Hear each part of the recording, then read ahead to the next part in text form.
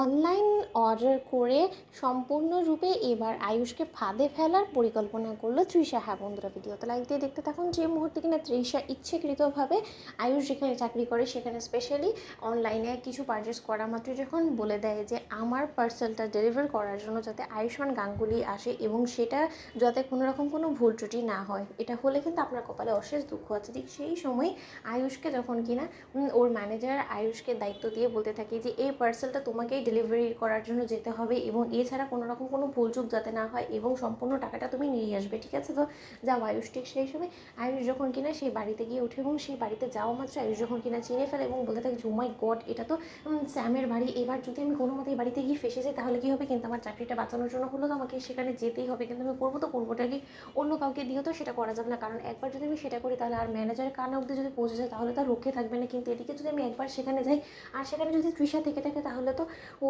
আমাকে নাস্তানাবুদ করে ছাড়বে, আমাকে পাগল করে ছাড়বে। ওই মেয়েটাকে জাস্ট আমি টলারেট করতে পারি না। এই মেয়েটা না আবার কারো অ্যাবসেন্সে আমার সঙ্গে এমন কোনো কিছু করে ফেলে যাতে করে কিনা ওটা আমিই ফেসে যাই। কিন্তু এখন কারো হাত দিয়ে তো পাঠানোটাও চলবে না, কারণ বলা তো যায় না তৃষা এবং স্যাম যে পরিমাণে সাংঘাতিক হয়ে উঠেছে। তারা কোনো মতে যদি আমার ম্যানেজারের প্রতি পৌঁছে গিয়ে আমার নামে কমপ্লেন করে দেয় তাহলে যাও আমি চাকরিটা পেয়েছি সেটাও আমি হারাবো। অন্যদিকে আয়ুষ যখন কিনা এক পর্যায়ে কোনো রকম কোনো উপায় না পেয়ে বাধ্য হয়ে যখন কিনা স্যামের বাড়ির ভেতরে ঢুকে পড়ে এবং সেখানে ঢুকে পড়া মাত্রই যখন কিনা পেছন থেকে সঙ্গে সঙ্গে স্যামের ভাড়া করা ঘুমটার দরজাটা লাগিয়ে দেয় এবং সেখানে আয়ুষ যখন বলতে থাকে আরে আপনারা দরজা লাগাচ্ছেন কারণ বলুন তো, আমি এখানে একটা পার্সেল ডেলিভারি করার জন্য এসেছি এবং যার এই পার্সেলটা তাকে ডেকে দিই। ঠিক সেই সময় সেখানে যখন কিনা তৃষা কোন এসেছে এসে হাজির হয় আয়ুষের সামনে এবং তৃষাকে দেখে আয়ুষ চমকে ওঠে এবং বলতে থাকে যে কী ব্যাপার তৃষা, তুমি এরকম কোণে বেশি কী করছো এই একা বাড়িতে? ঠিক সেই সময় তৃষা যখন বলতে থাকে যে বারে তোমার জন্য অপেক্ষা করছি, আমার বর আসার অপেক্ষা করবো না তো কী করবো বলো তো?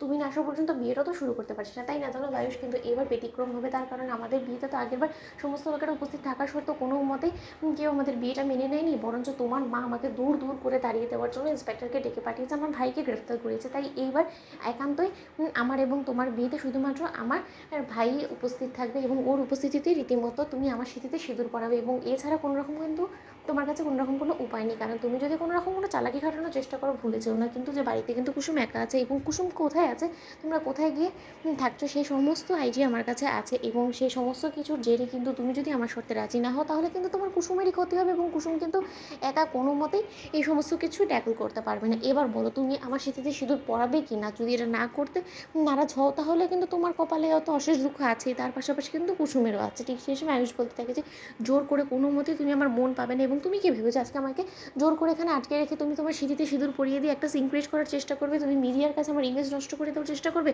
সেই সমস্ত কিছু আমি আগেই খুইয়ে ফেলেছি তৃষা। এত বন্ধুরা লাইক কমেন্ট শেয়ার করে সাবস্ক্রাইব করতে ভুলো না।